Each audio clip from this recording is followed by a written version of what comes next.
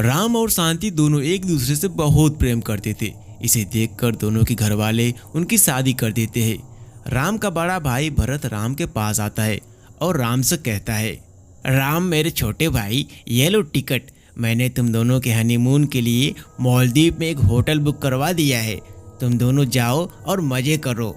लेकिन भैया, मैं कभी अकेले इतना दूर नहीं गया, आप भी चलो ना हमारे साथ, मुझे अकेले डर लग रहा है। राम की बात सुनकर उसकी भाभी पिंकी हंसने लगती है और कहती है,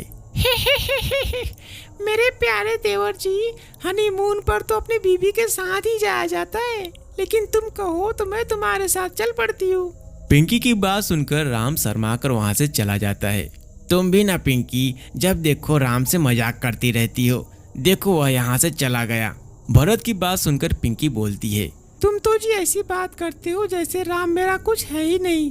अरे वो मेरा भी भाई है, समझे, और मैं तुमसे ज्यादा ही प्यार करती होंगी, इसलिए तुम हम दोनों के बीच में ना बोलो तो ही अच्छा है। फिर भरत और पिंकी भी अपने कमरे में जाकर सो जाते हैं।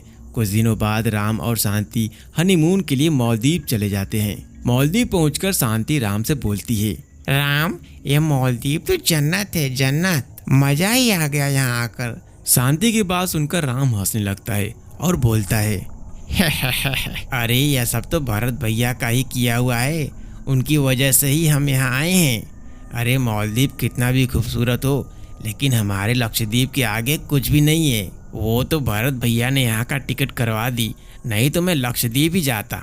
राम की बात सुनकर शांति बोलती है, तुम कितने अनरोमांटिक हो, इससे अच्छा तो मैं भरत भैया से ही शादी कर लेती। फिर राम और शांति कॉटेज में चले जाते हैं। उसी रात राम और शांति समुद्र के किनारे घूम रहे होते। तभी शांति बोलती है, राम, रात के 3 बज गए हैं, अब हमें चलना चाहिए यहाँ से। देखो सब यहाँ से चले गए हैं। शांति की बात सुनकर राम हंसने लगता है और बोलता है, क्यों, तुम्हें डर लग रहा है क्या? तुम्हें क्या लगता है कि यहाँ कोई चुड़ैल या फिर भूत आ जाएगा? राम की बात सुनकर शांति डरते हुए कहती है, तुम भी ना राम, तुम्हें पता है कि मुझे भूतों से डर लगता है, तुम फिर भी भूतों की बात कर रहे हो। जाओ, मैं तुमसे कोई बात नहीं करूंगी, मैं अपने रूम में जा रही हूँ। ऐसा कहकर शांति वहां से चली जाती है। राम वही समुद्र के किनारे रुक जाता है और काफी देर हो जाने के बाद भी जब राम वापस नहीं आता है, तब शांति बाहर झांक कर देखती है। बाहर का नजारा देखकर वो डर जाती है। बाहर 3 शैतान राम को चारों तरफ से पकड़कर उसका शरीर नोच कर खा रहे थे। छोड़ दो मेरे राम को, उसने तुम्हारा क्या बिगाड़ा है? शांति की आवाज सुनकर राम बोलता है, शांति, तुम अंदर से दरवाजा बंद कर लो, ये शैतान है, तुम्हें भी मार डालेंगे। राम इससे पहले कुछ और कहता कि एक शैतान उसकी गर्दन को शांति की तरफ उछाल देता है। शांति यह सब देखकर बेहोश हो जाती है।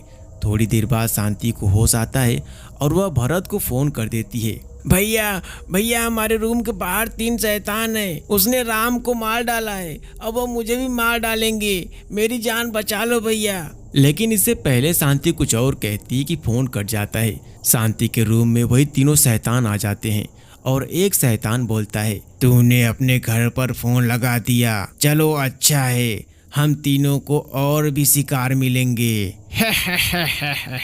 अब तेरे साथ साथ तेरे घर वाले भी मरेंगे। ऐसा कहकर शैतान शांति को भी मार डालते हैं। उधर दूसरी तरफ भरत शांति को पिंकी के फोन के बारे में बताता है, जिसे सुनकर पिंकी बोलती है, शांति की बात सुनकर मुझे बहुत डर लग रहा है, हमें भी मालदीव चलना चाहिए और देखना चाहिए कि कहीं ये दोनों किसी मुसीबत में तो नहीं है। तुम सही कह रही हो, हमें आज ही निकलना चाहिए। ऐसा कहकर भरत और पिंकी उसी रात मालदीव के लिए निकल पड़ते हैं और अगली सुबह मालदीव पहुंच जाते हैं और राम के होटल में जाकर राम और शांति के बारे में पूछताछ करते हैं। उनकी बात सुनकर होटल का मैनेजर कहता है, भरत जी, जिन दोनों की बात आप कर रहे हैं वह दोनों कल रात से ही होटल में नहीं आए हैं, पता नहीं कहाँ गायब हैं। हमने खुद पुलिस में उनके गायब होने की रिपोर्ट लिखवाई हुई है, आप चाहो तो उनके रूम में चलकर देख सकते हैं।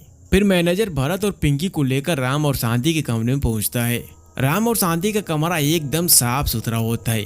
यह देखकर भरत और पिंकी दोनों हैरान रह जाते हैं। भरत पिंकी से बोलता है, ये कैसे हो सकता है? जब शांति का फोन आया तो वह बहुत घबराई हुई थी, लेकिन यहाँ तो सब ठीक ठाक लग रहा है।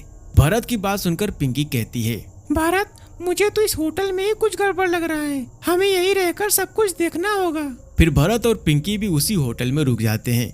रात में होटल में पार्टी चल रही होती है।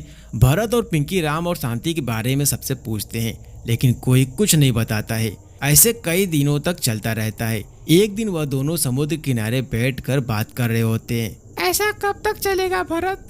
राम और शांति का कुछ पता भी नहीं चल रहा है और हमारे पास पैसे भी खत्म होने वाले हैं। कुछ करो भरत। मैं क्या करूं पिंकी, इतना पूछने के बाद भी कुछ पता नहीं चल पा रहा है। मेरा राम गायब है, मैं क्या करूं? तभी भरत को अपने पास एक चमकती हुई अंगूठी दिखाई पड़ती है। वह अंगूठी देखकर भरत कहता है, अरे यह तो राम की अंगूठी है। इसका मतलब राम का पता इसी होटल में ही चल पाएगा। भरत और पिंकी वहीं बैठे होते हैं कि तभी एक बच्चा आता है। वह बहुत डरा हुआ होता है और भरत से बोलता है, आपके भाई को 3 शैतानों ने मार डाला है। उन्होंने मेरे मम्मी पापा को भी मार डाला। इस होटल में जो भी रात को इस बीच पर घूमता है वह तीनों शैतान उसे मार डालते हैं। तुम चिंता मत करो बेटा, हम दोनों के रहते तुम्हें कोई नहीं मार पाएगा। आज से तुम हमारे साथ ही रहोगे। फिर भरत और पिंकी बच्चे को लेकर अपने कमरे में चले जाते हैं। बच्चे की बात सुनकर भरत और पिंकी रात में बीच पर घूमने का प्लान बनाते हैं और वहां घूमने के लिए चले जाते हैं। पिंकी मेरी बात सुनो, तुम यहाँ से चली जाओ। अगर उस लड़के की बात सच है तो हम दोनों बहुत बड़े खतरे में पड़ जाएंगे। तुम्हारी जान भी जा सकती है। भरत की बात सुनकर पिंकी हंसने लगती है और बोलती है, मेरे प्यारे पतिदेव, तुम्हारे बिना मैं अकेले जिंदा रहकर भी क्या करूंगी? अब तो मरेंगे भी एक साथ और जिएंगे भी एक साथ। इससे पहले कि पिंकी अपनी बात खत्म करती कि वो तीनों शैतान उन दोनों के सामने आकर खड़े हो जाते हैं। एक शैतान बोलता है, तुम दोनों अपने भाई की मौत का बदला लेने आए हो, लेकिन यहाँ से जिंदा नहीं जा पाओगे मूर्खों। जिंदा जाना ही कौन चाहता है? मैं अब अपने भाई का मौत का बदला तुम तीनों से लेकर रहूंगा, चाहे मेरी जान ही क्यों न चली जाए। ऐसा कहकर भरत शैतान को एक जोर से लात मारता है। शैतान दूर जाकर गिरता है। लगता है तुझे तड़पा तड़पा कर ही मारना पड़ेगा दुष्टो।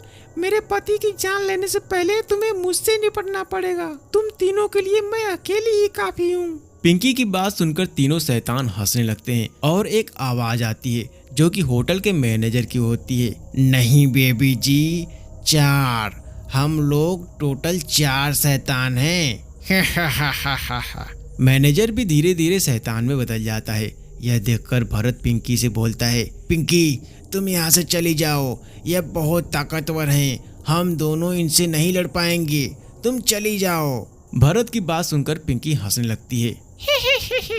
तुम सही कह रहे हो भरत, हम दोनों इनसे मुकाबला नहीं कर सकते हैं, लेकिन हमारे राम भगवान तो इनसे मुकाबला कर सकते हैं ना। ऐसा कहकर पिंकी भगवान राम की मूर्ति निकालती है। मूर्ति में से एक तेज प्रकाश निकलने लगता है जो कि उन चारों के ऊपर पड़ता है। प्रकाश पड़ते ही वह चारों शैतान पिघलने लगते हैं।